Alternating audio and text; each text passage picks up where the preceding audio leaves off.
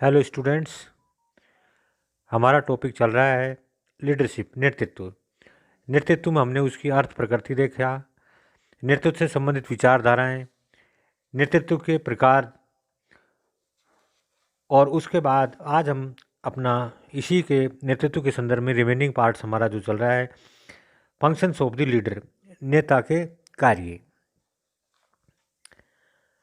प्रशासनिक संगठन में नेता का महत्वपूर्ण स्थान है। नेता के अभाव में एक संगठन आंतरिक मतभेदों एवं झगड़ों का शिकार बन जाता है।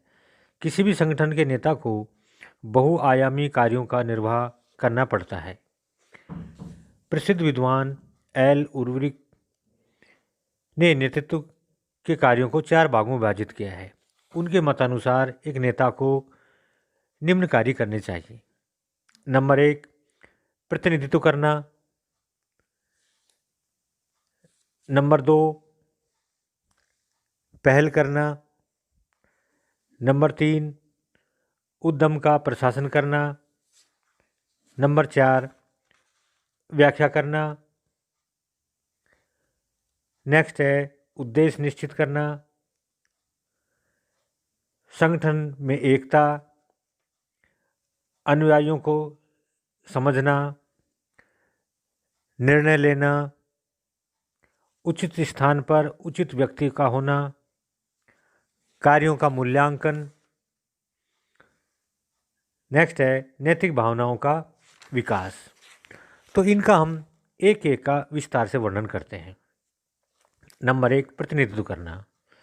नेता अपने संगठन का प्रतिनिधित्व करता है। संगठन के सदस्यों को उसमें संगठन का पूर्ण व्यक्तित्व दिखाई देता है। किसी प्रकार की समस्या उत्पन्न होने पर वे उसी के पास विचार विमर्श एवं सुझाव के लिए जाते हैं। संगठन के बाहर भी नेता संगठन के हितों एवं विचारों का प्रवक्ता होता है। संगठन एक अमूर्त विचार है और नेता के रूप में ही यह अमूर्त विचार अभिव्यक्त करता है।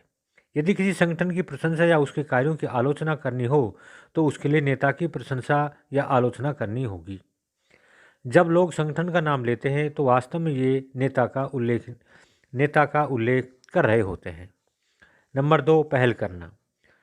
संगठन के कार्यों को स्वस्थ रूप में संपन्न करने तथा उसमें प्रगति की ओर अग्रसर करने के लिए नेता को नए विचार एवं प्रक्रियाओं में पहल करनी होती है।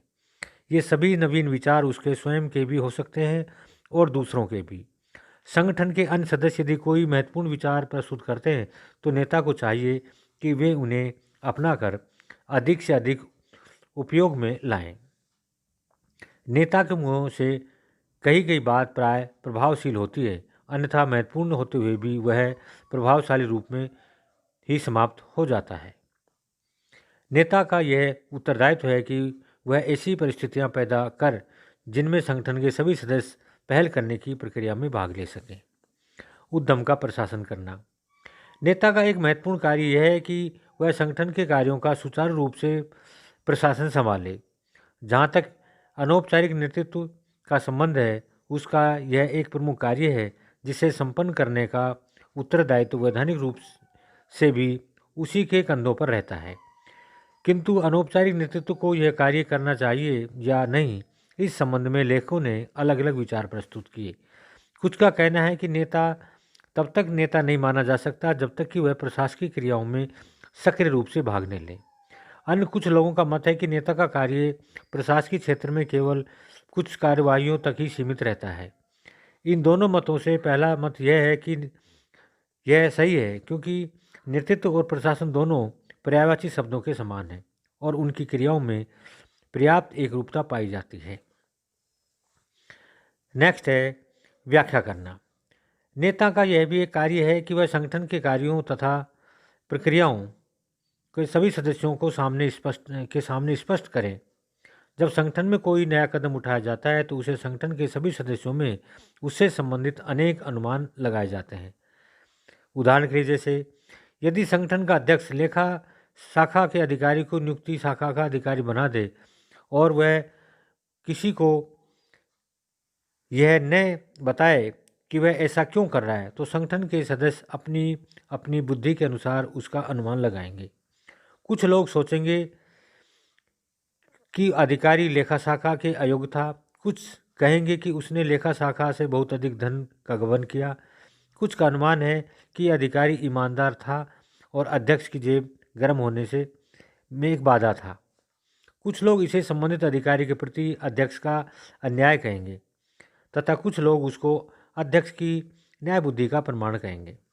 इस प्रकार से प्रमाणहीन, निराधार एवं भ्रमपूर्ण अनुमान कालांतर में संगठन के लिए बहुत हानिकारक सिद्ध हो सकते हैं। इसलिए नेता का यह मुख्य कर्तव्य है कि वे अनुमानों को, संभावनाओं को कम से कम कर दें तथा संगठन की व्याख्या में किए जाने वाले प्रत्येक परिवर्तन का कारण कम से कम सभी को स्पष्ट कर दे, तो प्रशासनिक क्रियाओं में उसकी सहायता करते हैं। संगठन के परिवर्तनों की सूचना मात्र देना ही पर्याप्त नहीं है, क्योंकि केवल सूचना प्राप्त करने पर संगठन के अधिकारी उसका ऐसा अर्थ भी लगा सकते हैं जो संगठन के हित में न हो। इसलिए नेता को चाहिए कि वह सदस्यों के सम्मुख परिवर्तनों की व्याख्या इस प्रकार से करे कि अधिकांश सदस्यों को वह मान्य हो तथा बहुत से लोग अपना ऐच्छिक सहयोग प्रदान करें। नेक्स्ट है उद्देश्य निश्चित करना। नेता चाहे औपचारिक हो या अनौपचारिक, उसकी नीति का एक उद्देश्य होता है जो कभी कभी नेता को बना हुआ मिलता है और कभी वह उसे स्वयं बनाता है। कई बार संगठन में अपनी प्रसिद्धि तथा गुणों के कारण एक व्यक्ति नेता बन जाता है। उसके पश्चात अपने नेतृत्व को सार्थक बनाने के लिए वह कुछ उद्देश्य निर्धारित कर लेता है, ताकि जिसकी प्राप्ति कर वह अनुयायियों को अपने पक्ष में ले सके और अपने नेतृत्व की जड़ों को गहरी जमा सके। उद्देश्य चाहे नेता द्वारा निर्धारित किया गया हो या उसको प्राप्त हुआ हो, वह तब तक प्राप्त नहीं किया जा सकता जब तक कि अनुयायियों का सक्रिय सहयोग उसे न मिले। यह तभी संभव है जब नेता संगठन के लक्ष्यों, अपनी नीतियों एवं प्रक्रियाओं को अनुयायियों के सम्मुख स्पष्ट प्रस्तुत करें। उद्देश्य सामने रहने पर ही अनुयायियों को मनोबल बढ़ता है और अपने प्रयास को कुछ सार्थक समझने लगते हैं। उद्देश्यों की अस्पष्टता नेतृत्व की सफलता और सार्थकता के आगे प्रश्न चिन्ह लगा देती है। नेक्स्ट है संगठन में एकता। नेता को चाहिए कि वह संगठन के विभिन्न सदस्यों के बीच एकता स्थापित करे। किसी भी संगठन में प्राय अलग अलग दृष्टिकोणों और मनोदशाओं वाले कर्मचारी रहते हैं और उनके लक्ष्य, आदर्श, सामाजिक पृष्ठभूमि, प्रशिक्षण, व्यक्तिगत मूल्य आदि में मौलिक अंतर रहता है। इस स्थिति में उनके बीच मनमुटाव और संघर्ष उत्पन्न होता स्वाभाविक है। नेता का व्यक्तित्व संगठन की इस समस्त भिन्नताओं को ध्यान में रखते हुए एक समायोजित व्यवहार की रचना करता है, ताकि प्रत्येक व्यक्ति को अधिक से अधिक संतोष प्राप्त हो सके तथा कम से कम समस्याएं अनसुलझी रहें। नेक्स्ट है अनुयायियों को समझना। अनुयायियों को समझना एक नेता का कार्य है और एक अच्छे नेता का गुण भी। कार्य के रूप में उसका महत्व अप्रत्यक्ष है, क्योंकि उसके द्वारा नेतृत्व के अन्य उत्तरदायित्वों का मार्ग सुगम बन जाता है। अनुयायियों को जानने तथा समझने के लिए एक नेता को कई प्रकार के कदम उठाने पड़ते हैं। जैसे कि अमेरिका के ओहियो राज्य में नेतृत्व संबंधी कुछ प्रयोगों द्वारा सिद्ध किया गया है कि नेतृत्व के 3 प्रमुख कार्य होते हैं। ये कार्य हैं लक्ष्य की प्राप्ति, समूह के लक्ष्यों को सुविधाजनक तथा सदस्यता का अनुसरण। इन तीनों कार्यों में प्रथम का उल्लेख पहले किया जा चुका है तथा 2 का स्पष्ट रूप से वर्णन शीर्षक के आ जाता है। इस संगठन के नेता को ऐसा वातावरण बनाना होता है जिसमें उसके सभी सदस्य प्रभावी रूप से क्रिया प्रतिक्रिया कर सकें। संचार साधनों द्वारा वह कार्य संभव बन जाता है। एक नेता को अपने समूह के साथ घनिष्ठ संबंध रखने होते हैं तथा इस प्रकार की व्यवस्था करनी होती है कि संगठन का प्रत्येक सदस्य जब चाहे उसे मिल सके और अपनी समस्याएं उसके सम्मुख रख सके। नेक्स्ट है निर्णय लेना, डिसीजन मेकिंग। निर्णय लेने की क्षमता से नेता का महत्व आंका जा सकता है। नेता के निर्णयों की प्रक्रिया अनेक प्रकार की हो सकती है। निर्णय की प्रक्रिया के आधार पर ही नेतृत्व को सत्तावादी, प्रजातंत्रात्मक तथा अन्य रूपों में वर्गीकृत किया जा सकता है। प्रजातंत्र के इस युग में प्राय वही निर्णय अधिक श्रेष्ठ समझा जाता है जो अनुयायियों की राय जानकर किया गया हो। निर्णय लेते समय नेता परिस्थितियों का अध्ययन करता है, अधीनस्थों की मांगों पर विचार करता है और उच्च अधिकारियों की प्रक्रियाओं का अनुमान लगाता है। अनौपचारिक नेता द्वारा किए गए निर्णय प्राय प्रजातांत्रिक प्रकृति के होते हैं, जिसमें निर्णय लेने से पूर्व प्रभावित लोगों के सुझाव मांगे जाते हैं।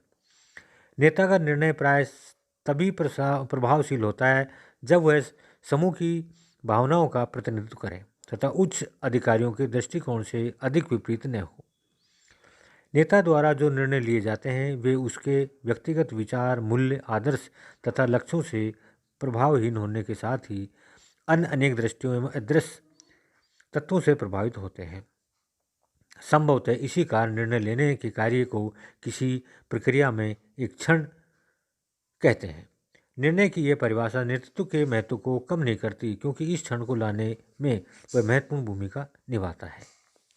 संगठन के नेता को अनेक प्रकार के निर्णय लेने पड़ते हैं। संगठन की सफलता और शक्ति इस बात पर निर्भर करती है कि वह निर्णय लेने में कितना सक्षम है। नेक्स्ट है उचित स्थान पर उचित व्यक्ति का होना। प्रशासकीय संगठनों की सफलता एवं असफलता इस बात पर निर्भर करती है कि किसी पद पर कार्य करने वाला व्यक्ति उस पद से संबंधित उत्तरदायित्वों को निभाने की योग्यता रखता है या नहीं। कई बार किसी विशेष क्षेत्र में योग्यता प्राप्त व्यक्ति को उस पद के उत्तरदायित्व सौंप दिए जाते हैं जिनके लिए वह अनुपयुक्त होता है। अपनी योग्यता के अनुसार उस पद प्राप्त न होने पर व्यक्ति की मौलिक प्रतिक्रिया कुंठित हो जाती है और उनका पूरी तरह उपयोग नहीं हो पाता। किसी संगठन का कोई व्यक्ति यदि अपने प्रशिक्षण, रुचि एवं पूर्व अनुभव के कारण संगठन की तकनीकी शाखा के लिए अधिक उपयुक्त है और उसे एक फोरमैन का काम सौंप दिया जाए तो उसे परिणाम स्वरूप संगठन दो प्रकार से नुकसान में पहुंचता है। प्रथम, वह उस व्यक्ति की तकनीकी योग्यताओं का लाभ उठाने से वंचित रह जाएगा और दूसरा, उस फोरमैन का कार्य संतोषजनक नहीं हो पाएगा। इसलिए उपयुक्त व्यक्ति को उपयुक्त स्थान पर नियुक्त करना एक नेता का अत्यंत महत्वपूर्ण कार्य है। ऐसा करके ही संगठन में उपलब्ध प्रतिभाओं का उपयोग किया जा सकता है। नेक्स्ट है कार्यों का मूल्यांकन। संगठन के नेता को अपने विभिन्न सदस्यों के कार्यों का समय समय पर मूल्यांकन करते रहना चाहिए। मूल्यांकन से यह बात इस ज्ञात हो जाती है कि एक पदाधिकारी अपने पद से उपयुक्त है या नहीं। यदि नेता ये अनुभव करे कि पदाधिकारी अपने वर्तमान पद की अपेक्षा किसी अन्य पद पर अच्छी तरह कार्य कर सकेगा तो उसे वही नियुक्त कर देगा। कार्य का मूल्यांकन करने के बाद यदि नेता द्वारा अच्छे कार्य की प्रशंसा तथा बुरे कार्य की आलोचना की जाए तो वह संभव है कि संगठन के कार्यकर्ताओं में एक विधेयात्मक उत्साह या सकारात्मक उत्साह उत्पन्न हो। प्रत्येक व्यक्ति का यह चाहता है कि उसके कार्यों की प्रशंसा की जाए। सराहना के बिना योग्य एवं सामर्थ्य व्यक्ति भी कार्य करने के प्रति उदासीन तथा निरुत्साहित हो जाता है। कार्य का मूल्यांकन संगठन के सदस्यों को उदासीन होने से रोकता है। कार्यों का उचित मूल्यांकन होने पर व्यक्ति अधिक जोश एवं उत्साह के साथ कार्य करता है। नेक्स्ट है नैतिक भावनाओं का विकास। एक नेता अपने अनुयायियों का पूरा सहयोग प्राप्त करने के लिए उसकी भावनाओं को उल्लेखित करता है। यदि नेतृत्व को औपचारिक तथा अनौपचारिक रूप से कुछ सत्ता प्राप्त होती है, यह सत्ता उसे एक सफल तथा सर्वश्रेष्ठ नेतृत्व बनने में सहायता नहीं दे सकती। सत्ता एवं अधिकार के आधार पर किसी व्यक्ति को कार्य करने के लिए बाध्य किया जा सकता है, किंतु उसके स्वेच्छापूर्ण व्यवहार को प्रेरित नहीं किया जा सकता। नेतृत्व का वास्तविक रूप बाध्यकारी नहीं होता। एक सैनिक कमांडर तथा संगठन के नेता के बीच यही अंतर है कि कमांडर अपनी शक्ति के आधार पर आज्ञा एवं निर्देश देता है, जिसे अनुयायियों को बाध्य होकर स्वीकार करना पड़ता है। इसके विपरीत संगठन में एक सच्चा नेता वह माना जा सकता है जो सदस्यों में ऐसी भावना विकसित कर दे कि स्वेच्छा से संगठन के लक्ष्यों को प्राप्त करने में अपनी योग्यता दे सके। संगठन के सदस्यों को कार्य की ओर प्रेरित करना एक नेता का प्रमुख कार्य है।